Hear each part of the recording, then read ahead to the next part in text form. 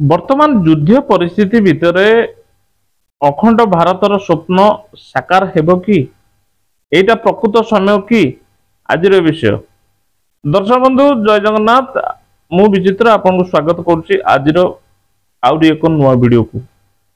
ଦର୍ଶକ ବନ୍ଧୁ ଭିଡ଼ିଓଟି ଦେଖିବା ପୂର୍ବରୁ ଆମ ଚ୍ୟାନେଲକୁ ସବସ୍କ୍ରାଇବ କରିନଥିଲେ ସବସ୍କ୍ରାଇବ କରିଦିଅନ୍ତୁ। ଅଧିକୃତ କାଶ୍ମୀରରେ ଆତଙ୍କବାଦୀ ଆଡ୍ଡାଗୁଡ଼ିକ ଧ୍ୱଂସ କରି ବାୟୁସେନା କୋଟି କୋଟି ଭାରତୀୟଙ୍କ ଇଚ୍ଛା ପୂରଣ କରିବାରେ ପଥ ପରିଷ୍କାର କରିଛି। କହିବାର ତାତ୍ପର୍ଯ୍ୟ ଭାରତ ଆରମ୍ଭରୁ କହି ଆସିଛି ଯେ ପିଓକେ ଆମର, ଯାହା ପାକିସ୍ତାନ ଦ୍ୱାରା ଅବୈଧ ଭାବେ ଅଧିକୃତ। ପିଓକେକୁ ଭାରତରେ ସାମିଲ କରିବା ପାଇଁ ବହୁ ଦିନ ଧରି ଦାବି ହୋଇ ଆସୁଛି। ସଂସଦ ଭିତରେ ହେଉ କିମ୍ବା ଅନ୍ୟ କୌଣସି ନିର୍ବାଚନ ମଇଦାନ, ପ୍ରତ୍ୟେକ ମଞ୍ଚରେ ପ୍ରାକ୍ ଅଧିକୃତ କାଶ୍ମୀରକୁ ଫେରାଇ ଆଣିବାକୁ ପ୍ରସଙ୍ଗ ଉଠାଯାଉଛି। ଏବେ ଯେହେତୁ ଭାରତୀୟ ବାୟୁସେନା ପହଲଗାମ ଆତଙ୍କବାଦୀ ଆକ୍ରମଣର ଜବାବ ଅପରେସନ ସିନ୍ଦୁର ଚଳାଇ ପାକିସ୍ତାନର 9ଟି ଆତଙ୍କବାଦୀ ଶିବିରକୁ ଧ୍ୱଂସ କରିଦେଇଛି, ଯେଉଁଥିରେ ପାକ୍ ଅଧିକୃତ କାଶ୍ମୀରରେ 2ଟି ଅନ୍ତର୍ଭୁକ୍ତ। ପିଓକେକୁ ଘରକୁ ଫେରାଇ ଆଣିବାର ପଥ ପ୍ରଶସ୍ତ ହୋଇଥିବା ପରି ମନେ ହେଉଛି। ଦେଶର ଏହି ମିଶନ ସହିତ ଜନସାଧାରଣଙ୍କ ଭାବନା ଜଡ଼ିତ। ଆମେରିକାର ରାଷ୍ଟ୍ରପତି ଡୋନାଲ୍ଡ ଟ୍ରମ୍ପ ମଧ୍ୟ ସୂଚନା ଦେଇଛନ୍ତି ଯେ ଆତଙ୍କବାଦକୁ ପ୍ରୋତ୍ସାହିତ କରୁଥିବା ପାକିସ୍ତାନକୁ ସମର୍ଥନ କରାଯାଇବ ନାହିଁ। ଟ୍ରମ୍ପ ଏବଂ ମୋଦିଙ୍କ ମଧ୍ୟରେ ବନ୍ଧୁତା ପୁଣି ଥରେ ଫଳ ପ୍ରଦାନ କରୁଥିବା ପରି ମନେ ହେଉଛି। ଏହାର ଅର୍ଥ ହେଉଛି ପାକିସ୍ତାନ ପ୍ରତ୍ୟେକ କ୍ଷେତ୍ରରେ ଅସହାୟ ହୋଇ ପଡ଼ିଛି। ଭାରତ ଏହାର ସୁଯୋଗ ନେବା ଉଚିତ। ଏହାକୁ ଏକ ସଂଯୋଗ ବୋଲି ବିବେଚନା କରାଯିବା ଉଚିତ ଯେ ବାଲାକୋଟ ଆକ୍ରମଣ ସମୟରେ ଡୋନାଲ୍ଡ ଟ୍ରମ୍ପ ଆମେରିକା ରାଷ୍ଟ୍ରପତି ଥିଲେ। ବର୍ତ୍ତମାନ ଅପରେସନ ସିନ୍ଦୁର ସମୟରେ ଟ୍ରମ୍ପ ଆମେରିକାର ଶାସନ କ୍ଷମତାରେ ଅଛନ୍ତି। ଏବେ ପ୍ରଥମ ଥର ପାଇଁ ଭାରତ ପାକିସ୍ତାନର ପ୍ରାୟ 100 କିଲୋମିଟର ଭିତରେ ପ୍ରବେଶ କରି ଆତଙ୍କବାଦୀ ଆଡ୍ଡାକୁ ଧ୍ୱଂସ କରିଛି। ଏହା ଭାରତର ବର୍ଦ୍ଧିତ ଶକ୍ତିର ପ୍ରତୀକ। ଏହି ଆକ୍ରମଣ ପୂର୍ବରୁ ପାକିସ୍ତାନ ଆତ୍ମସମର୍ପଣ କରିଛି। ପାକିସ୍ତାନ ଆଜିକାଲି ଅନେକ ସମସ୍ୟା ଘେରରେ ରହିଛି। ବେଲୁଚିସ୍ତାନରେ ସ୍ୱାଧୀନତା ଦାବି ଜୋର ଧରିଛି।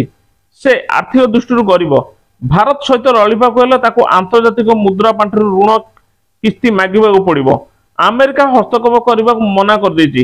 କେବଳ ଫ୍ରାନ୍ସ, ରୁଷିଆ ନୁହେଁ ବରଂ ଚାଇନା ମଧ୍ୟ ଆତଙ୍କବାଦକୁ ସମର୍ଥନ କରିବାକୁ ମନା କରିଦେଇଛି। ଏହି ବାୟୁସେନା ଆକ୍ରମଣ ପାକିସ୍ତାନରେ ଆତଙ୍କବାଦର ମେରୁଦଣ୍ଡ ଭାଙ୍ଗି ଦେଇଛି।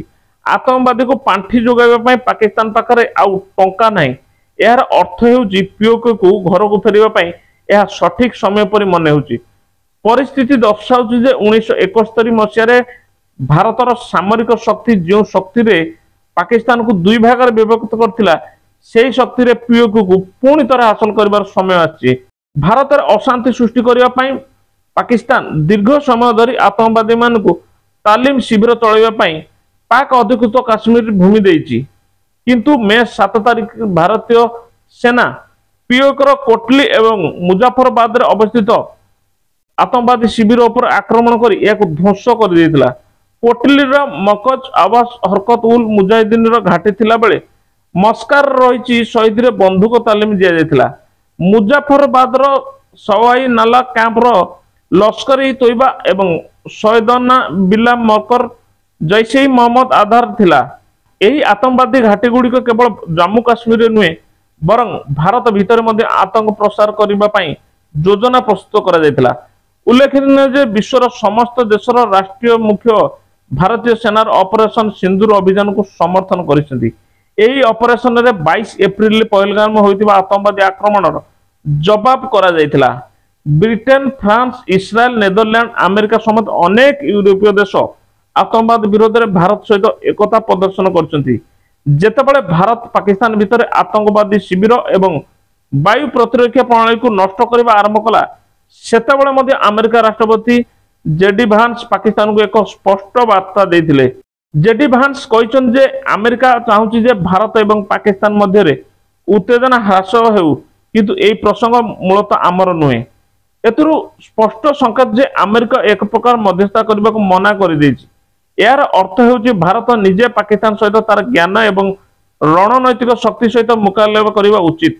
ଏଥିପାଇଁ ପ୍ରକ୍ରିୟା ଆରମ୍ଭ ହୋଇସାରିଛି। ଏହି ସମୟରେ ପିଓକେ ପ୍ରସଙ୍ଗ ସବୁଠାରୁ ଗୁରୁତ୍ୱପୂର୍ଣ୍ଣ ହୋଇଛି, କାରଣ ଏହା ଭାରତୀୟ ଭାବନାର ମିଶନର ଏକ ଅଂଶ। ପିଓକେ ଅନ୍ତର୍ଭୁକ୍ତ ନହେଲେ ଜାମ୍ମୁ କାଶ୍ମୀରର ଐତିହ୍ୟ ଅସମ୍ପୂର୍ଣ୍ଣ। ପିଓକେ ପ୍ରସଙ୍ଗ ସଂସଦ ଭିତରୁ ଏବଂ ସଂସଦ ବାହାରେ ବେଶ ଉଷ୍ମତା ରହିଛି।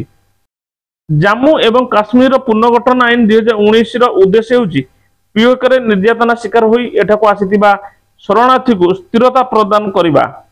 दर्शक बंधु भिडियोटी यदि भल लगुच तेज लाइक शेयर कमेंट करूँ। आम चैनल को नुआ आसते सब्सक्राइब करिए भूलिए। जय जगन्नाथ।